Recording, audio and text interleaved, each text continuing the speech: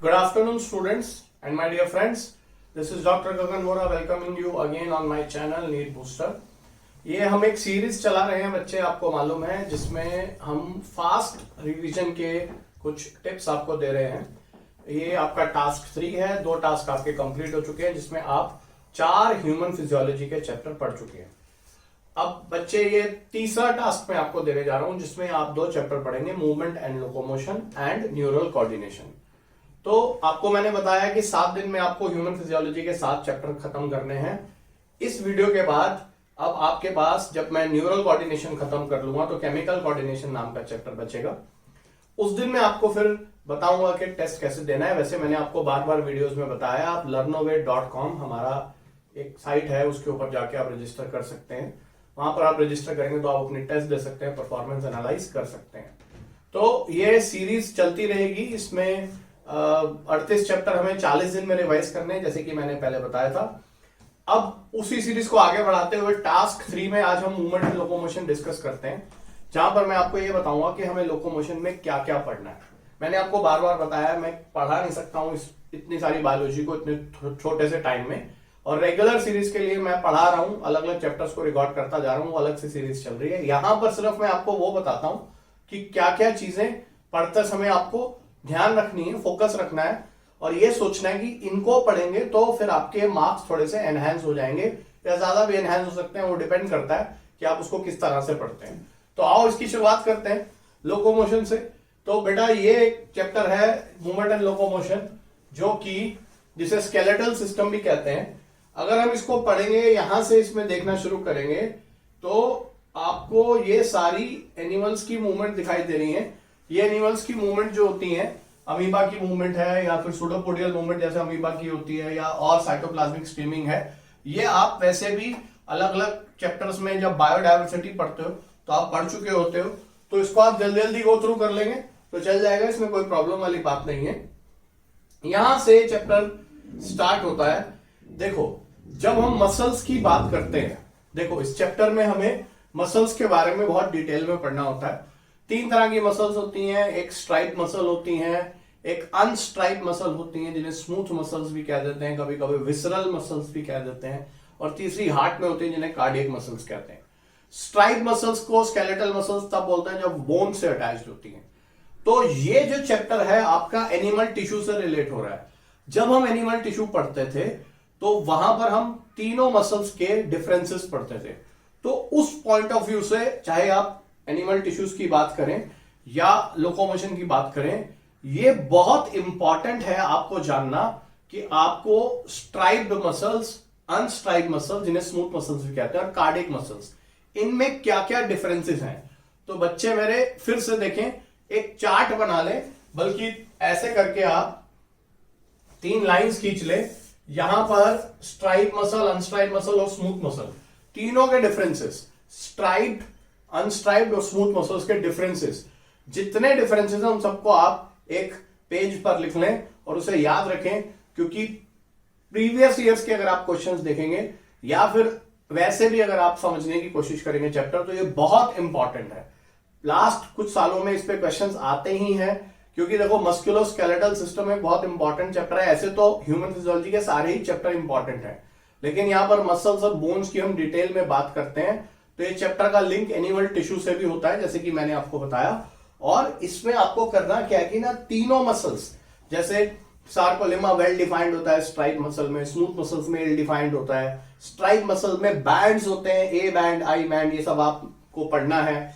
A band dark band है, I band light band है। A band के centre में एच जोन है। आई बैंड को जेड लाइन डिवाइड करती है, 2 जेड लाइन के बीच में सार्कोमियर होती है, which is a functional and structural unit of muscle fibre.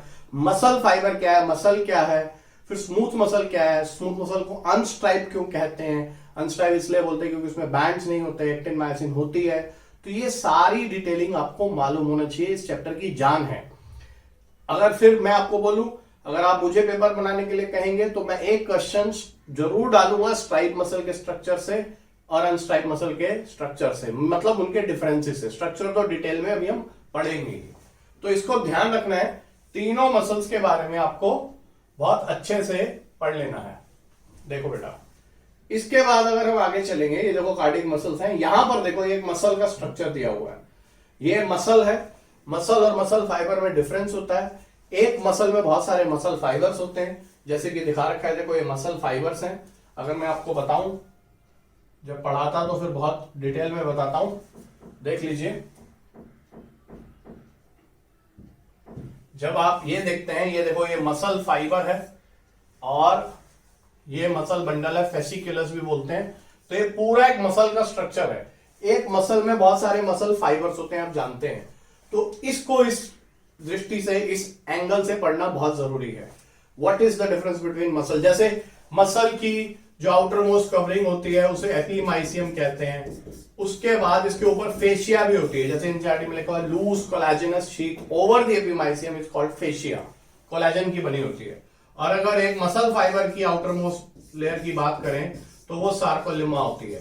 तो ऐसे सवाल भी पूछे जाते हैं। अगर इनर से आउटर साइड पर मसल फाइबर से हम अरेंज करने की कोशिश करेंगे तो ये सारी चीजें, जैसे मसल फाइबर की कवरिंग सार्कोलिमा है, सार्कोलिमा के बाद फिर अगर आप एक फेसिकुलस में देखेंगे तो बीच में कनेक्टिव टिश्यू होता है, उसे एंडोमाइसियम कहते हैं। फिर अगर आप फेसिकुलस की कवरिंग देखेंगे तो उसे पेरीमाइसियम कहते हैं। अगर आप मसल की कवरिंग देखेंगे एपीमाइसियम कहते हैं, और उसके ऊपर कोलेजनस शीट होती है जिसे फेशिया कहते हैं। अगर आपने ये सब पढ़ा हुआ है तो आप मेरी बात समझ पा रहे होंगे। इसको बहुत डिटेल में जाके पढ़ना है, बहुत इंपॉर्टेंट टॉपिक है ये। बिना मसल के स्ट्रक्चर के आपका ये चैप्टर पूरा नहीं होता और इस पे क्वेश्चन आने के बहुत ज्यादा चांसेस होते हैं। एक चीज और याद रखेंगे, यहां पर जब आप स्ट्राइप मसल और अनस्ट्राइप मसल के डिफरेंसेस की बात करते हैं तो ये सवाल भी बहुत आते हैं इस तरह से, जैसे कि यहां देखिए कंटेन्स मैनी न्यूक्लियाई। देखिए muscle fibre is syncytium as the sarcoplasm contain many nuclei. जब आप स्ट्राइप मसल की बात करते हो तो स्ट्राइप मसल सिंसाइशियल है, मतलब मल्टी न्यूक्लिएटेड है। इसी वर्ड को फंजाई में हम सिनोसिटिक कहते हैं, यहां पर सिंसाइशियल वर्ड यूज करते हैं। सिन का मतलब फ्यूजन, साइटो का मतलब सेल। तो मल्टी न्यूक्लिएटेड हो गया, ये याद रखना बहुत जरूरी है। और जो स्मूथ मसल्स होती है वो यूनि न्यूक्लिएटेड होते हैं। तो मैंने आपको बोला ना, लाइन डाल के आप 3 पार्ट्स में इसको डिफरेंशिएट कर लें, stripe muscle, smooth muscle, cardiac muscles. इनके जितने डिफरेंसेस आप डिटेल में जान सकते हैं, लिख सकते हैं, कम से कम 10-12 डिफरेंसेस बनेंगे, उनको लिख लें और उन्हें हमेशा याद रखें। ये बहुत इंपॉर्टेंट टॉपिक है, इस पे क्वेश्चन आने के बहुत चांसेस होते हैं। देखो अब यहां से स्ट्राइप मसल का स्ट्रक्चर शुरू होता है, तो ये वैसे भी बहुत अच्छे से पढ़ना जरूरी है बेटा। स्ट्राइप मसल आप उसमें ए बैंड और आई बैंड दोनों आप लेते हैं। ए बैंड को एनआइसोट्रोपिक कहते हैं, उसमें एक्टिन और मायोसिन दोनों होते हैं। आई बैंड को आइसोट्रोपिक कहते हैं, उसमें सिर्फ एक्टिन होता है। एच जोन में सिर्फ मायोसिन होता है, मायोसिन ही होता है, एच जोन में सिर्फ मायोसिन होता है। तो ये सारी चीजें पता होना चाहिए। एक सार्कोमियर, 2 जेड लाइन के बीच की डिस्टेंस होती है। फिर एक्टिन और मायोसिन के स्ट्रक्चर को भी बहुत डिटेल में पढ़ना है। यहां पर एनसीईआरटी में इसको ठीक से नहीं दिया गया। जैसे देखो यहां पर ए बैंड में दिखाया हुआ है ये वाला diagram, this diagram is very very important. मैं क्यों कह रहा हूं ठीक से नहीं दिया गया, मैं अभी आपको बताता हूं। वेरी इंपॉर्टेंट डायग्राम,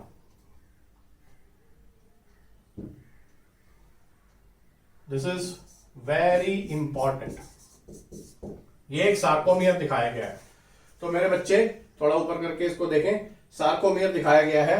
मैं और ऊपर कर देता हूं इसको ताकि आपको क्लियरली नजर आए। ये देखो ये सार्कोमियर है। मैं क्या कहना चाह रहा हूं इसमें, आपको इसके बारे में, सार्कोमियर के बारे में, यहां ए बैंड दिखा रखा है तो आप देख पा रहे हैं ए बैंड में एक्टिन भी है और मायोसिन भी है। आई बैंड में सिर्फ एक्टिन है, ये एक्टिन है, देखो ये एक्टिन है, दिस इज एक्टिन। ठीक है, पढ़ाने का भी बहुत ज्यादा समय नहीं है लेकिन मैं आपको बताता जाता हूं। ये मायोसिन है, ये आप जानते हैं बेटा। ये स्ट्रक्चर जो है आपको एनसीईआरटी से नहीं पढ़ना है। क्यों नहीं पढ़ना है एनसीईआरटी से?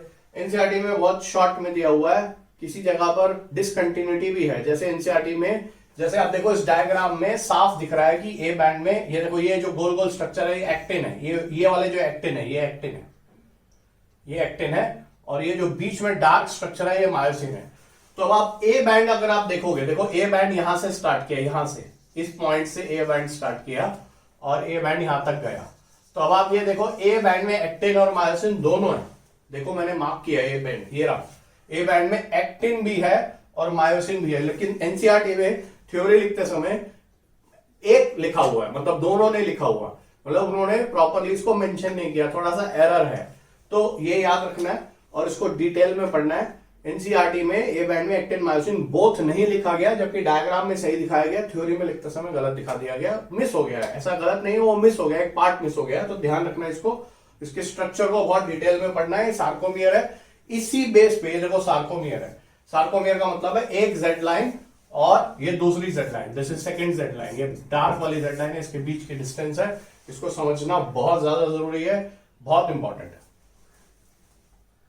अब देखो आगे, ये मैंने आपको बताया कि आपको एक्टिन मायोसिन, देखो 4 प्रोटीन्स हैं जब आप बात करते हो, तो 4 प्रोटीन्स हैं, एक एक्टिन है, एक मायोसिन है, एक ट्रोपोनिन है और एक ट्रोपोमायोसिन है। देखो बेटा, ये चारों प्रोटीन्स का स्ट्रक्चर आप एनसीईआरटी से मत पढ़ो, आप अपने नोट्स से पढ़ो, पैकेज से पढ़ो, या कहीं पर भी जो आपकी बुक्स जो आप रेफर करते हैं वहां से पढ़ो। उसके बाद ये पढ़ना, ये चारों के स्ट्रक्चर पढ़ना बहुत जरूरी है। देखो ये पढ़ोगे तो आपको एनिमल टिश्यूज में भी हेल्प मिलेगी। हालांकि एनिमल टिश्यूज में सिर्फ हम एलिमेंट्री बातें करते हैं कि स्ट्राइप मसल क्या होती है, सिर्फ बैंड्स के बारे में बात करते हैं, डिटेलिंग यहां पढ़ते हैं, लेकिन ये पढ़ना बहुत जरूरी है क्योंकि इसको पढ़े बगैर आप मसल कॉन्ट्रैक्शन नहीं पढ़ सकते। देखो इस चैप्टर से 2 सवाल आते हैं, एक भी आ सकता है लेकिन अक्सर 2 सवाल आते हैं। तो 2 क्वेश्चन जो आते हैं उसमें एक मसल के स्ट्रक्चर से और मसल कॉन्ट्रैक्शन से आता है और दूसरा बोन से आता है। मतलब इस पार्ट को इस चैप्टर को हम 2 ही पार्ट में डिवाइड करते हैं। पहले पार्ट में हम मसल्स पढ़ते हैं और दूसरे पार्ट में हम बोन्स पढ़ते हैं। तो जब आप मसल का स्ट्रक्चर पढ़ रहे हो और उसके अंदर फिर आप बैंड्स पढ़ रहे हो, तो फिर आप एक्टिन, मायोसिन, ट्रोपोनिन, ट्रोपोमायोसिन को बहुत डिटेल में अच्छे से जाके पढ़ो। एक्टिन में एक जी एक्टिन है, एक एफ एक्टिन है, फिर उसके बाद ट्रोपोनिन भी 3 है। ट्रोपोनिन जो है वो ट्रोपोनिन टी है, ट्रोपोनिन आई है, ट्रोपोनिन एक टी आई और एक सी जो होता है कैल्शियम बाइंडिंग होती है, ये आपको पता होना चाहिए। मायोसिन के 2 पार्ट है, हेवी मीरोमायोसिन और लाइट मीरोमायोसिन, ये सब आपको डिटेल में मालूम होना चाहिए, बहुत इंपॉर्टेंट। तो इसको ढंग से पढ़ना है। ये देखो ये मायोसिन का डायग्राम दिखाया हुआ है, ये ऊपर एक्टिन है, ये देखो ये एक्टिन है, इसमें जी और एफ एक्टिन दिखाया हुआ है, ये मायोसिन है, इसमें हेवी और लाइट मीरोमायोसिन है। ये तब आप डायग्राम्स देखेंगे जब आप डिटेल में पढ़ लेंगे, सीधा मत देखना। अगर आपने सीधा एनसीईआरटी से पढ़ा हो तो आप फॉल्ट कर रहे हैं, गलती कर रहे हैं, क्योंकि एनसीईआरटी में लिखा सब कुछ हुआ है, लेकिन उसको समझने के लिए आपको पहले डिटेल में जाना पड़ेगा, फिर वापस एनसीईआरटी पे आना पड़ेगा, तब आपको समझ में आएगा, नहीं तो आपको समझ में आने वाला नहीं है। अगर आप इसकी लैंग्वेज पढ़ोगे तो कंफ्यूज हो जाओगे, इसीलिए आपको पहले डिटेल में पढ़ना और समझना जरूरी है, उसके बाद एनसीईआरटी पढ़ोगे तो बहुत अच्छा लगेगा, बेहतरीन लगेगा, आपको लगेगा समझ में आ गया। ये देखो बेटा, ये यहां से न्यूरोमस्कुलर जंक्शन से बताया हुआ है, और ये डायग्राम देखो, the most important diagram of this chapter. ये डायग्राम बच्चों को समझ में नहीं आता है, ये डायग्राम बहुत इंपॉर्टेंट है। जब अगर आप इसको पूरा अच्छे से पढ़ लेंगे तो आपको समझ में आएगा, वेरी वेरी इंपॉर्टेंट। यहां पर क्रॉस ब्रिजेस बन रहे हैं, एटीपी देखो यहां पर ब्रेक हुआ, फिर उसके बाद ये ऐसे चला गया, आगे चला गया, फिर आप देखो एटीपी रिस्टोर हुआ। देखो इसको समझाना और पढ़ाना यहां पर बहुत मुश्किल है, इसको समझने के लिए पहले आपको मसल का स्ट्रक्चर समझना पड़ेगा, लेकिन मेरा काम यहां पर सिर्फ ये बताना है कि किस किस को तवज्जो देके पढ़ना है। तो ये सबसे ज्यादा इंपॉर्टेंट है, मोस्ट इंपॉर्टेंट, इस पे सवाल 2020 में आ सकता है, ये मैं आपको बोल रहा हूं, बहुत कॉन्फिडेंस के साथ आना चाहिए, क्योंकि ये पिछले 2-3 साल से नहीं आ रहा है, और ये जो है डायग्राम थोड़ा सा समझने वाला है, इसलिए बच्चे से समझते नहीं है, भागते हैं इससे दूर, लेकिन एंट्रेंस के पॉइंट ऑफ व्यू से बहुत इंपॉर्टेंट है 2020 के लिए, मैंने आपको बता दी।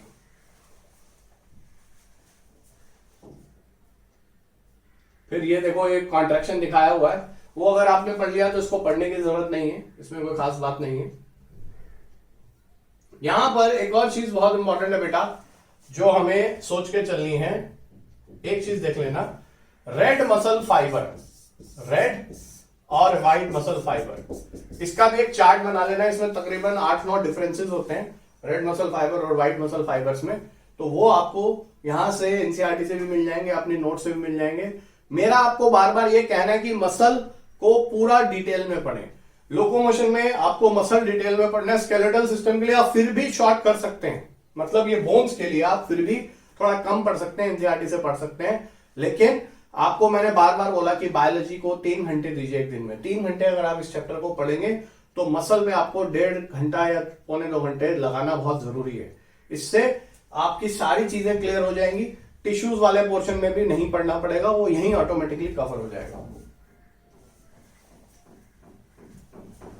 तो अब स्केलेटल सिस्टम आता है। इसमें आपको सबसे पहले तो ये देखो स्कल का डायग्राम दिया हुआ है। मैंने जैसे बताया कि 2 सवाल आएंगे, 2 क्वेश्चन आते हैं। एक मसल से आता है और एक यहां से आता है। तो ये सारी बोन्स दिखाई गई हैं, फ्रंटल, स्फिनॉइड। ये देखो यहां से सारी बोन्स हैं क्रेनियम की। अगर आप क्रेनियम की बोन्स देखेंगे, ये फ्रंटल बोन है। इसको थोड़ा ऊपर लगाते हैं, देखिए ये फ्रंटल बोन दिखाई गई है, स्फिनॉइड बोन है, इथमॉइड बोन है, लेक्राइमल बोन है, नेजल बोन है, जाइगोमेटिक, ये फेस की बोन है, ये भी फेस की बोन है, ये भी फेस की बोन है। जैसे ये मैक्सिला 2 होती है, ये भी फेस की बोन है। मैंडिबल भी फेस की बोन है। हायर टंग बोन है, नीचे होती है। टेम्पोरल बोन क्रेनियम की बोन, ऑक्सीपिटल क्रेनियम की बोन है। 8 बोन्स होती है क्रेनियम में। अब जो होती है वो फ्रंटल होती है, ऑक्सीपिटल होती है, स्फिनॉइडल होती है, टेम्पोरल होती है, फिर उसके बाद इथमॉइडल होती है और पैराइटल होती है। तो ये 8 बोन्स होती है। मतलब कोई बोन जो होती है वो डबल होती है, कोई सिंगल होती है। जैसे आपकी जो इथमॉइडल बोन है, इथमॉइडल जो है वो सिंगल बोन होती है। और इसके अलावा अगर आप बात करेंगे ऑक्सीपिटल बोन, तो वो भी सिंगल होती है। बाकी सारी बोन्स डबल होती हैं। तो ये आपको पता होना चाहिए। 8 बोन्स होती हैं क्रेनियम में और 14 बोन्स होती हैं फेस में। फेस में 14 बोन्स होती हैं। इनकी एक लिस्ट बना लें, इनको याद रखें। बॉडी के स्केलेटन को 2 पार्ट में डिवाइड करते हैं, एक्सियल और अपेंडिकुलर। ये भी आपको पता होना चाहिए। 206 की 206 बोन्स, कौन सी बोन अपेंडिकुलर स्केलेटन में है, कौन सी एक्सियल स्केलेटन में है, पहले तो आपको ये याद होना चाहिए।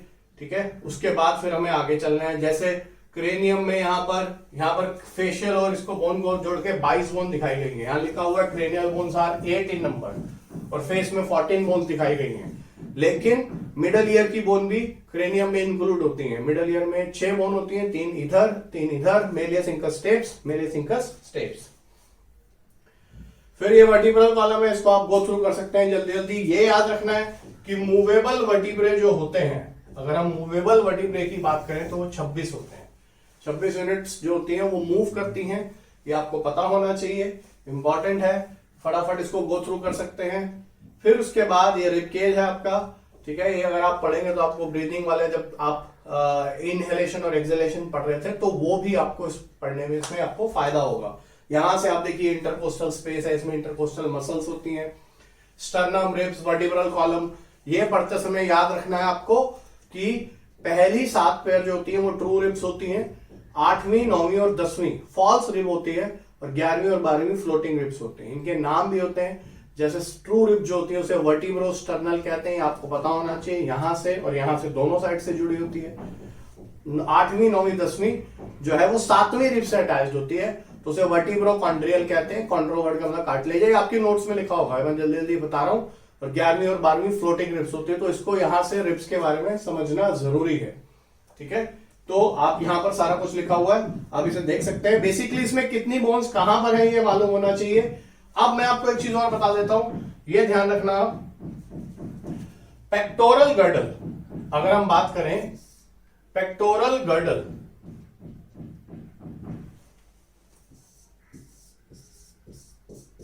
पेक्टोरल गर्डल पे आपको थोड़ा सा रुक के पढ़ना पड़ेगा। पेक्टोरल गर्डल और पेल्विक गर्डल, इन दोनों गर्डल्स को आप अच्छे से पढ़ लेंगे। ये मैं आपको बोल रहा हूं, इस साल 2020 के लिए ये इंपॉर्टेंट क्वेश्चन बन सकता है। पेक्टोरल गर्डल में 2 बोन्स आती हैं, मतलब 2 तरह की बोन्स आती हैं। 4 बोन्स आती हैं, 2 बोन्स नहीं, 2 तरह की बोन्स आती हैं, 4 बोन्स आती हैं।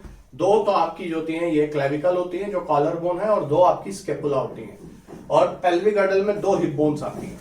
तो 4 बोन्स इधर है और 2 बोन्स इधर है। और इसका जैसे अगर आप पढ़ते हैं, ये देखिए ये पूरा यहां से ह्यूमरस अटैच हो रही है स्केपुला से, ग्लेनॉइड कैविटी से। ये सब पढ़ना बहुत जरूरी है, ये बहुत इंपॉर्टेंट है। पेक्टोरल गर्डल और पेल्विक गर्डल को आप डिटेल में पढ़ लें 2020 के लिए, ऐसा मुझे लगता है कि बहुत इंपॉर्टेंट है। आपको मालूम है, बोलता हूं तो आ ही जाता है एग्जाम में। ये वही पेल्विक गर्डल है, जैसे यहां पर दिखाया गया है। ये कॉक्सल बोन, इसी कॉक्सल बोन को हिप बोन कहा जाता है। अगर हम देखें इसी कॉक्सल बोन को हिप बोन कहते हैं।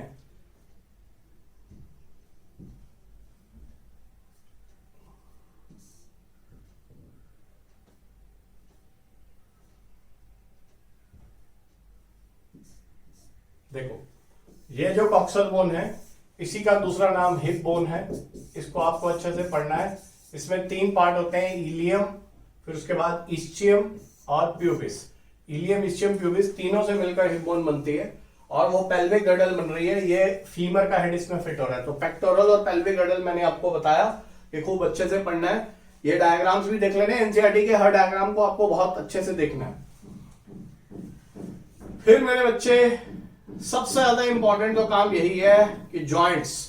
जब आप जॉइंट्स पढ़ने लगो तो मैं आपको एक बात बता देता हूं, जॉइंट्स की आप लिस्ट बना लें। फिर वही 3 तरह के जॉइंट्स आपके पास हैं, A, B and C. A joints जो है वो आपके फाइब्रस जॉइंट्स हैं जिन्हें सिनआर्थरोसिस कहते हैं। बी जॉइंट स्लाइटली मूवेबल होते हैं और सी जॉइंट साइनोवियल जॉइंट। मतलब एक इनमूवेबल जॉइंट, एक स्लाइटली मूवेबल जॉइंट और एक फ्रीली मूवेबल जॉइंट। जो फ्रीली मूवेबल जॉइंट उन्हें डाईआर्थरोसिस कहते हैं। उसके टाइप है सारे, उन्हें साइनोवियल जॉइंट भी कहा जाता है। ये साइनोवियल जॉइंट जिसके अंदर साइनोवियल फ्लूइड होता है। तो जब आप साइनोवियल फ्लूइड के एग्जाम्पल पढ़ेंगे, ये जो लास्ट पैराग्राफ है, ये देखो, ये जो लास्ट पैराग्राफ है ये भी 2020 के लिए मोस्ट इंपॉर्टेंट है। देखो बेटा, अगर कोई मुझसे कहेगा कि एक सवाल बनाओ या 2 सवाल बनाओ, तो मैंने आपको बार बार कहा, एक क्वेश्चन मैं मसल से बनाऊंगा, मसल की फिजियोलॉजी से, जहां मैं मसल का स्ट्रक्चर भी पूछ सकता हूं, सार्कोमियर में क्या क्या चेंजेस हो रहे हैं वो भी पूछ सकता हूं, और एक सवाल मैं यहां से जरूर बनाऊंगा साइनोवियल जॉइंट से। ऐसा मेरा मानना है, क्योंकि ये बहुत इंपॉर्टेंट है। क्योंकि जब आप शोल्डर जॉइंट पढ़ोगे, मान लो आप शोल्डर जॉइंट पढ़ रहे हो, तो शोल्डर जॉइंट पढ़ रहे हो तो उसमें हेड ऑफ ह्यूमरस अपने आप आ गया, ग्लिनॉइड कैविटी अपने आप आ गई। आप हिप जॉइंट पढ़ रहे हो तो हेड ऑफ फीमर आ गया, एसिटाबुलम आ गया। जब आप एसिटाबुलम पढ़ोगे तो आपको तुरंत मालूम होना चाहिए कि इलियम, इस्चियम, प्यूबिस तीनों से मिलकर बना हुआ है। तो इस तरह से जब आप ये जॉइंट्स पढ़ते हो ना, तो पुराना जो आप अभी पीछे जो पेक्टोरल और पेल्विक गर्डल छोड़ के गए, वो अपने आप रिवाइज हो जाता है। इसलिए मैंने बोला, तो इसीलिए ये जो मैंने मार्क कर दिया, साइनोवियल जॉइंट्स वाला बॉक्स बनाया है, इसे बहुत अच्छे से पढ़ लेना। 2020 के लिए काफी इंपॉर्टेंट है, ऐसा मुझे लगता है, और इसको पढ़ना वैसे भी जरूरी है। ये स्पेशल मेंशन वाले टॉपिक है, पढ़ना सभी कुछ है जल्दी जल्दी, लेकिन ये वाले जो पोर्शन मैं बोल रहा हूं, इस पर ध्यान देना है बहुत ज्यादा। फिर बेटा इसको आप एक बार में जल्दी से पढ़ सकते हैं, ये फटाफट गो थ्रू हो जाएंगे, इसमें बहुत ज्यादा परेशानी वाली बात नहीं है। माइस्थीनिया ग्रेविस एक ऑटो इम्यून डिजीज है, मस्कुलर डिस्ट्रोफी आप जेनेटिक्स में भी पढ़ते हैं, टेटनी आप केमिकल कोऑर्डिनेशन में भी पढ़ते हैं, आर्थराइटिस इन्फ्लेमेशन ऑफ जॉइंट को कहते हैं, ऑस्टियोपोरोसिस यहां पर लिखा हुआ है।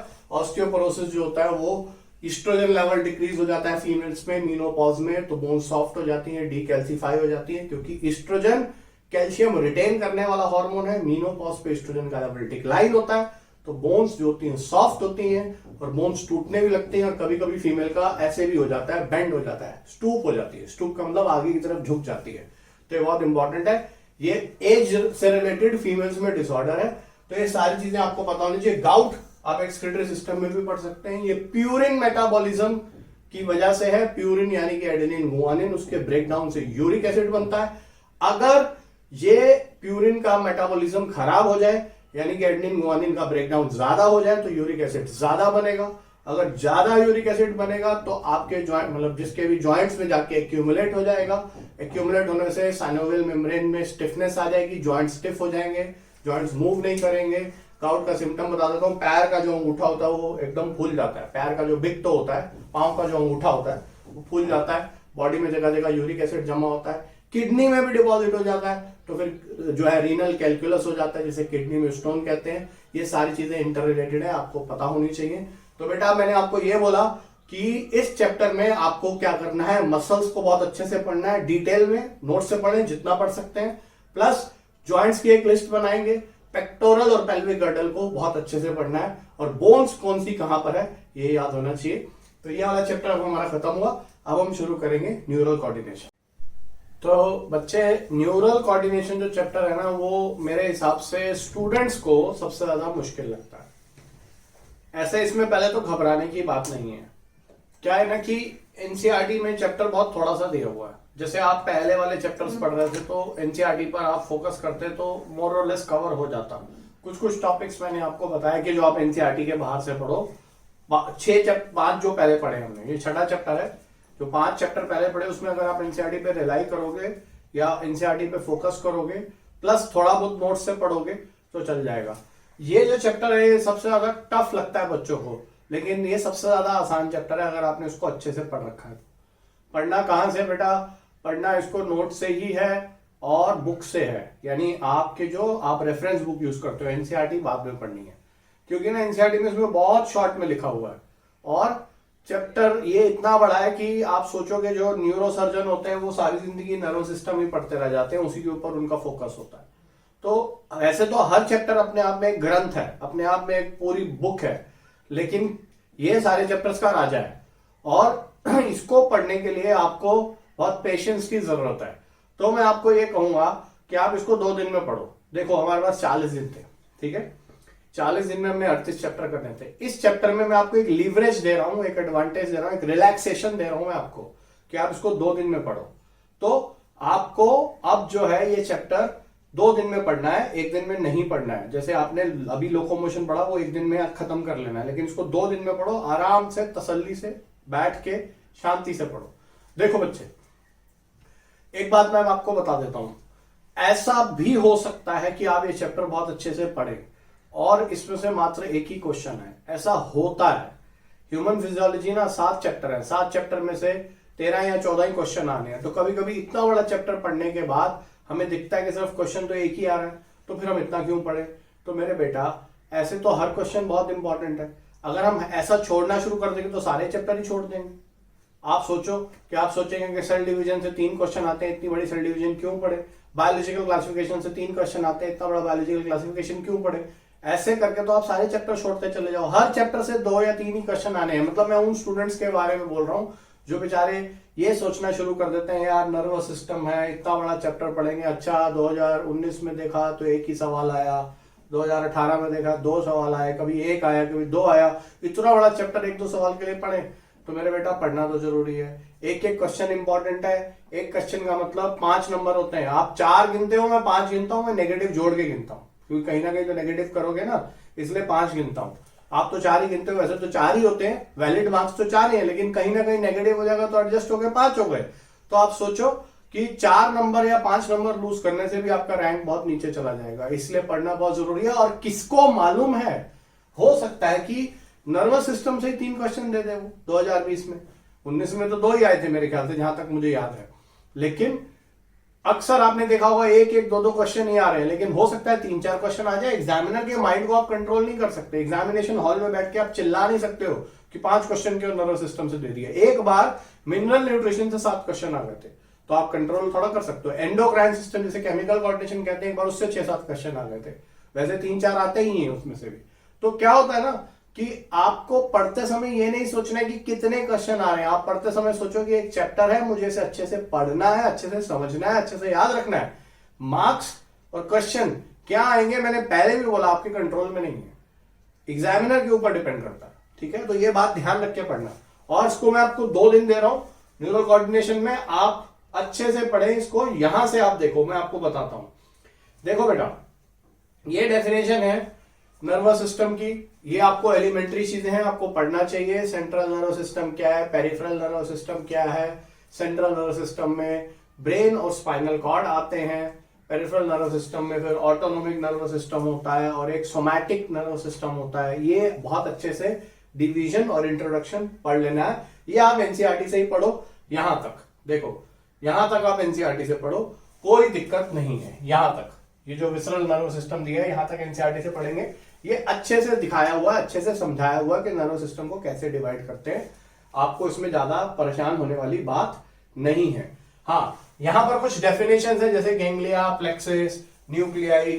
जैसे ganglion collection of cell body होता है outside the central nervous system, और अगर inside the central nervous system collection of cell body होता है उसे न्यूक्लियस कहते हैं।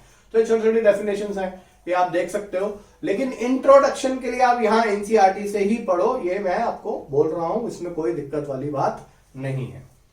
अब मेरे बेटा, ये न्यूरॉन का स्ट्रक्चर है। ये तो आप 9-10 से पढ़ते आ रहे हो, जल्दी हो जाएगा आपसे न्यूरॉन का स्ट्रक्चर, फटाफट से आप पढ़ डालेंगे, इसमें कोई दिक्कत नहीं है न्यूरॉन के स्ट्रक्चर में। इसके टाइप्स ऑफ न्यूरॉन देखो यहां पर टाइप्स ऑफ न्यूरॉन नहीं दिया हुआ है, तो यहां पर आपको टाइप्स ऑफ न्यूरॉन ये पढ़ना जरूरी है। टाइप्स ऑफ न्यूरॉन में जैसे मल्टीपोलर न्यूरॉन, यहां पर सिर्फ मल्टीपोलर दिया, यूनिपोलर दिया है, और डिटेल में पढ़ेंगे। बाइपोलर भी पढ़ना है, इसमें बाइपोलर नहीं है। सूडो यूनिपोलर पढ़ना है। नॉन पोलर जो हाइड्रा में होती है वो पढ़ना है। बाइपोलर जैसे रेटिना में होती है, नोज में होती है, इनर ईयर में होती है, ये सब पढ़ना। Pseudo unipolar dorsal root of spinal cord में होती है। देखो आपको जो बच्चों ने पढ़ा नहीं होगा ना, आपको लगता होगा ये सर इतनी जल्दी जल्दी इतने टर्म्स क्यों बोल देते हैं। ये टर्म्स मेरे ना आप दोबारा वहां पॉज करके वीडियो देखा करो, कॉपी पे लिखा करो। अब जैसे मैंने बोल दिया कि बाइपोलर न्यूरॉन है, तो बाइपोलर जाके खोजो ना बेटा। बाइपोलर अब मैं सब ये पढ़ाऊंगा तो फिर तो एक ही चैप्टर में फंसे रह जाएंगे। तो बाइपोलर न्यूरॉन खोजो। बाइपोलर न्यूरॉन बुक में मिल जाएगी, किसी रेफरेंस बुक में, नोट्स में। जब मैं बोल रहा हूं कि सूडो यूनिपोलर भी पढ़ना है, तो सूडो यूनिपोलर पढ़ो। कहां पर दिया हुआ है? Dorsal root of spinal cord मैंने बोल दिया। तो एक एक बात को ध्यान से सुनो, ये आपको पढ़ना है। फिर ये सबसे ज्यादा इंपॉर्टेंट टॉपिक है बेटा, जिसे नर्व इंपल्स कंडक्शन कहते हैं। नर्व इंपल्स कंडक्शन एक बहुत ज्यादा कॉन्सेप्चुअल टॉपिक है। मैं आपको ये बोलूंगा कि इसको एनसीईआरटी से बिल्कुल नहीं पढ़ो। आपके पास 2 दिन है, आपके पास मैंने 2 दिन दिए न्यूरल कोऑर्डिनेशन को पढ़ने के लिए। हड़बड़ी में मत पढ़ो, बहुत अच्छे से किसी एक किताब को ढूंढो, खोजो। आप मतलब कोई पैकेज यूज कर सकते हैं, बहुत सारे पैकेज आजकल है इंस्टीट्यूट्स के, उनको यूज कर सकते हैं। नहीं तो मैंने आपको बार बार कहा है, अगर आप कॉन्सेप्ट बिल्डिंग करना चाहते हैं तो नीट के पॉइंट ऑफ व्यू तक आप ट्रूमैन एलिमेंट्री बायोलॉजी से भी पढ़ सकते हैं। एलिमेंट्री बायोलॉजी को निकाल के आराम से 45-50 मिनट लगाकर आप नर्व इंपल्स कंडक्शन पढ़ो। रेस्टिंग पोटेंशियल क्या है, एक्शन पोटेंशियल क्या है, थ्रेशोल्ड स्टिमुलस क्या है, कैसे डेवलप हुआ, सोडियम पोटेशियम गेट्स कैसे काम करते हैं, sodium potassium gate sodium potassium pump से कैसे डिफरेंट है, ये सारी चीजें आपको पढ़नी है। मैं आपको यही कहूंगा 45-50 मिनट बल्कि 1 घंटा लगा के आप सिर्फ नर्व इंपल्स कंडक्शन पढ़ो। क्योंकि अगर कोई मुझसे पेपर बनाने के लिए कहेगा नर्वस सिस्टम से, मेरी अपनी चॉइस जो है वो इसी पे ही है, क्योंकि ये समझना बहुत जरूरी है। और मेरे हिसाब से अगर मैं पेपर बनाऊं अगर एंट्रेंस एग्जाम का, तो ये क्वेश्चन जरूर डालूंगा, इसके ऊपर क्वेश्चन जरूर डालूंगा। ठीक है, तो इसे ध्यान रखना है, बहुत अच्छे से पढ़ना है। समय आपके पास है, मैंने आपको दिए हैं 2 दिन। ये रेस्टिंग पोटेंशियल आपके सामने है, ये मैंने आपको बताया। नर्व इंपल्स कैसे चल रही है, कैसे नहीं चल रही है, ये सब पता होना चाहिए। ट्रांसमिशन, हाँ, जब आप नर्व इंपल्स पढ़ते हो तो अक्रॉस साइनैप्स भी पढ़ते हो। जैसे देखो ये डायग्राम यहां पर दिया हुआ है, ये this is very very important. Nerve impulse across synapse. Synapse में नर्व इंपल्स कैसे चलती है, साइनेप्टिक फैटीग कैसे होता है, जो मैं टर्म्स बोल रहा हूं इसे ध्यान रख लेना। Synaptic delay, synaptic fatigue, electrical और केमिकल साइनेप्सिस, इन सबको बहुत अच्छे से पढ़ना है। यहां से सवाल आने के बहुत चांस हैं। अभी क्या है ना, ऑफ लेट पीछे 2-3-4 साल से यहां से नहीं आ रहे क्वेश्चन। ठीक है, तो मैं इसलिए बोल रहा हूं इसे अच्छे से पढ़ लेना। बार बार बोल रहा हूं 1 घंटा लगा के आप नर्व इंपल्स ही पढ़ो। नर्व इंपल्स अक्रॉस साइनैप्स भी पढ़ेंगे, ये बहुत इंपॉर्टेंट टॉपिक है, नर्वस सिस्टम की जान है ये। फिर जब आप यहां आते हो, देखो मैं आपको बताता हूं, जब आप सेंट्रल नर्वस सिस्टम पढ़ने लगते हो तो आपको ब्रेन के 3 पार्ट पढ़ने पड़ेंगे। Fore brain, mid brain, hind brain. Fore brain को प्रोसेंसेफ्लॉन कहते हैं, मिड ब्रेन को मेसेंसेफ्लॉन कहते हैं, हाइंड ब्रेन को रॉम्बेनसेफ्लॉन कहते हैं। फोर ब्रेन में सेरेब्रम आता है, डायनसेफ्लॉन आता है, ऑल्फैक्टरी लोब्स आते हैं। मिड ब्रेन में कॉर्पोरा क्वाड्रिजेमिना आता है, क्रूरा सेरिब्राई आता है। हाइंड ब्रेन में सेरिबेलम, पॉन्स वेरोलाई और मेडुला ऑब्लोंगेटा आते हैं। ये आपको फिर से बुक से पढ़ना पड़ेगा। जैसे कि मैंने आपको बताया, पैकेज से पढ़ना चाहते हो तो पैकेज से पढ़ो, नहीं तो एलिमेंट्री बायोलॉजी से पढ़ो। इसको बिल्कुल डिटेल में पढ़ो। ये डायग्राम बहुत इंपॉर्टेंट है क्योंकि ये पूरे नर्वस सिस्टम का एक व्यू दिखाता है। ये ऐसे करके ऐसे दिखाया गया, ठीक है।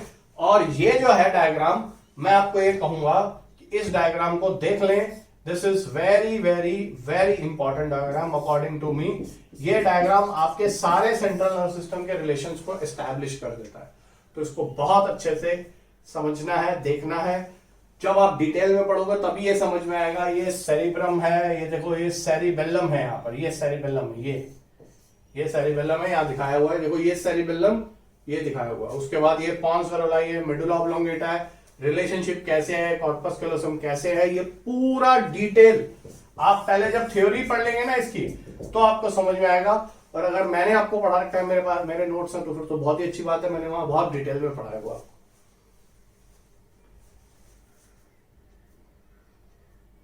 ये आपको तब पढ़ना है जब आप डिटेल में पढ़ लेंगे।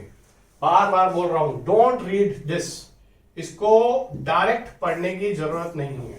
पहले एनसीईआरटी से नहीं पढ़ेंगे, ये समझने वाली चीज है, मुश्किल है। तो मैं आपको ये बोल रहा हूं, इसे आप पढ़ेंगे हाइंड ब्रेन तक, यहां तक। देखो बेटा, आपको मैं ये कहता हूं कि यहां तक, बल्कि यहां तक जब आप पहुंच जाएंगे, यहां तक आप एक ही दिन में पढ़ें, बस यहां तक कह रहा हूं, जो उसे ध्यान से सुने।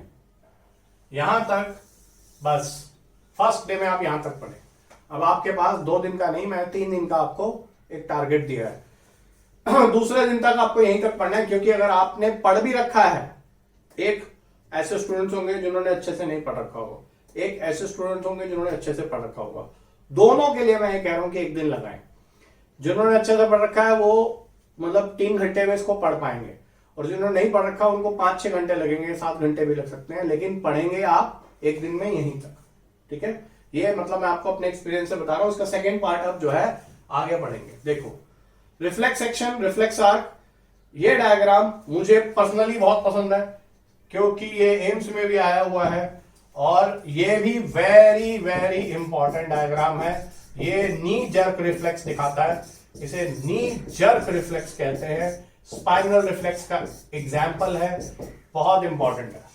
इसको आप बहुत अच्छे से देख लेना बेटा। हो सकता है कि 2020 में एक क्वेश्चन यहां से इसी डायग्राम से उठकर आ जाए, क्योंकि एनसीईआरटी ने दिया हुआ है, इंपॉर्टेंट है। इससे पूरा स्पाइनल कॉर्ड का मैकेनिज्म पता चलता है, हमें डॉर्सल और वेंट्रल रूट पता चलती है, रिफ्लेक्स एक्शन पता चलता है। मेरे हिसाब से इससे सवाल 2020 में आना चाहिए। ठीक है,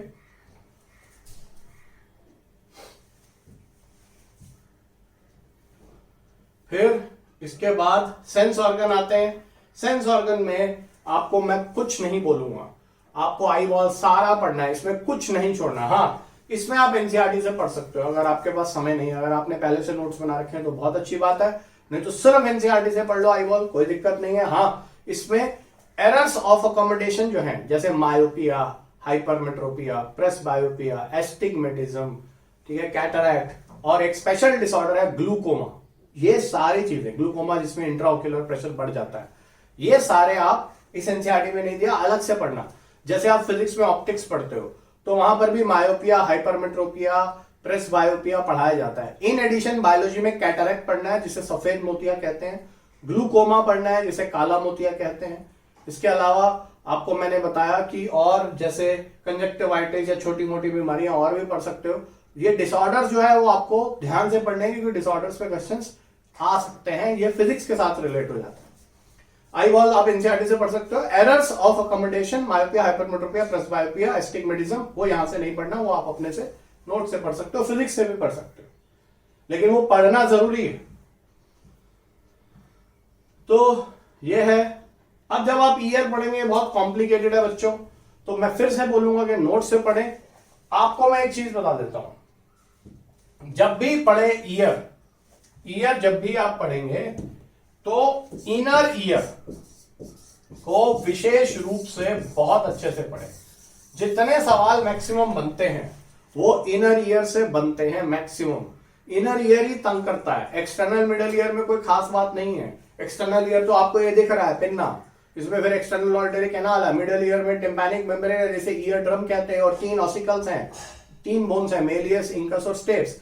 प्रॉब्लम सारी सब बच्चों को इनर ईयर में ही आती है, और इनर ईयर को ही अच्छे से पढ़ना होता है। सवाल यहां से देखो, यहां से ये जो आप देख रहे हो, ये मेम्ब्रेनस पार्ट ऑफ कॉक्लिया है, ये बहुत इंपॉर्टेंट है, बहुत ज्यादा इंपॉर्टेंट है। पहले भी इस पे सवाल बहुत सारा आ चुके हैं, एम्स में भी आ चुके हैं, लेकिन मैं आपको यही कहूंगा कि इसको पहले आप डिटेल में पढ़ें। वेरी वेरी इंपॉर्टेंट, मैं लिख देता हूं, इंपॉर्टेंट, वेरी इंपॉर्टेंट। इसको आप डिटेल में पढ़ें पहले अपने नोट्स से, जहां कहां से scala vestibuli, scala tympani, scala media, organ of Corti कैसे होते हैं, मैकेनिज्म ऑफ हियरिंग कैसे होता है, जैसे ईयर के दो काम होते हैं, बैलेंस करना और एक सुनना।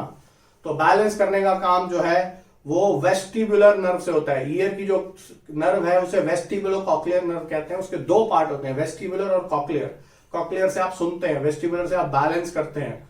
तो बैलेंसिंग और लिस्निंग दोनों कैसे होते हैं ईयर से, ये बहुत इंपॉर्टेंट है। ये मेम्ब्रेनस कॉक्लिया है जिसमें scala vestibuli, scala tympani, scala media, helicotrema, फिर उसके बाद ऑर्गन ऑफ कॉटाई जिसमें बेसिलर मेम्ब्रेन है, सेंसरी हेयर सेल है, ऊपर रिसिनर मेम्ब्रेन है, टेक्टोरियल मेम्ब्रेन है, basilar membrane, sensory hair cell, tectorial membrane को मिला के ऑर्गन ऑफ कॉटाई कहते हैं।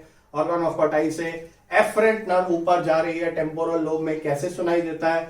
This is very very important. बार बार कह रहा हूं, जब आप ईयर पढ़ेंगे तो आप जो है इनर ईयर पे बहुत ज्यादा ध्यान देंगे, उसमें भी मेम्ब्रेनस लैब्रिंथ पर।